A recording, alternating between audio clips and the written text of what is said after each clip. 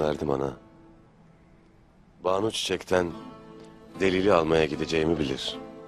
Askerleriyle peşime düşecek. İkimizi bir arada yakaladığında da fırsatı bulmuş olacaktır. Bana düşen de ona aradığı fırsatı vermek olacak.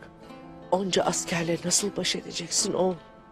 Üstelik o askerler vazifelerini yapacaklar. Bir tekinin burnu kanasa ahı bizden çıkmaz mı? Ya seni öldürürlerse? Merak etmeyesin Hayme Ana. Ertuğrul Bey'i gözümüzün önünden ayırmayacağız. Tek bir askerimizin bile burnu kanamayacak ana. Gümüştekin'i elime geçiremezsem her şey biter. Lakin beni korkutan bu değildir. Nedir oğul? Gümüştekin peşime takılana kadar ne edeceğini hiçbirimiz bilemeyiz. Önümüzde uzun bir gece var. Bu gece boş durmayacaklardır. Akşam ben yemeğe gelmeyeceğim. Lakin hepiniz gözüm kulağım olacaksınız. Söyledikleri her söz, yaptıkları her şey bizim için büyük bir tehdit olacaktır. Gözünüzü de kulağınızı da iyi açasınız.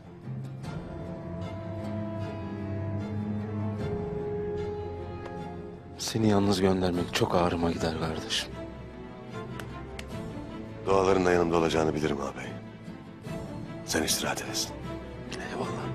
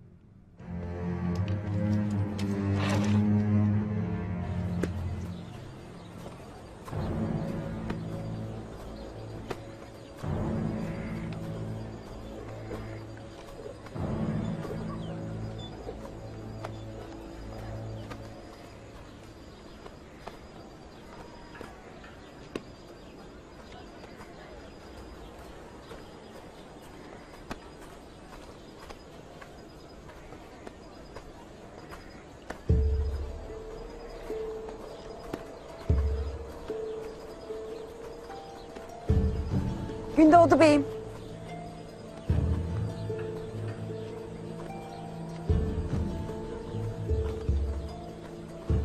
Kolunuzu merak ettim beyim. Sizi görmek istedim. İyiyim. Önemli bir şey değil. Bir ihtiyacın olursa çekinmeyesin. Bilirsin. Her daim senin yanındayımdır. Tıpkı senin babamın uç beyliğinin arkasında durduğun gibi. Şükranlarımı sunmak istedim tekrar. Devletimiz için hayırlı olan neyse ben onu isterim Gonca Gül Hatun. Ne kadar mesut olduğumu bilemezsin. Gayrı bizi birbirimize düşürmeye çalışanlar nikahımıza engel olamayacaktır. İnşallah nikahımızla otağımız daha da şen olacak beyim. İnşallah. Tez vakitte otağımız da obamız da şen olacak. Lakin seni iyi görmedim beyim. Kolundan mıdır yoksa başka bir derdin mi vardır bilemedim. Dayımın katilini düşünürüm Gonca Gül Hatun. Onlar belasını bulmadan içim ferah ermeyecek. Bulacaklar beyim. Bulacaklar. İnşallah. Onların nasıl acıyla yalvararak öldüklerini görmeden içim rahat etmeyecek. Tek isteğim budur. Müsaadenizle beyim. Müsaade sizin.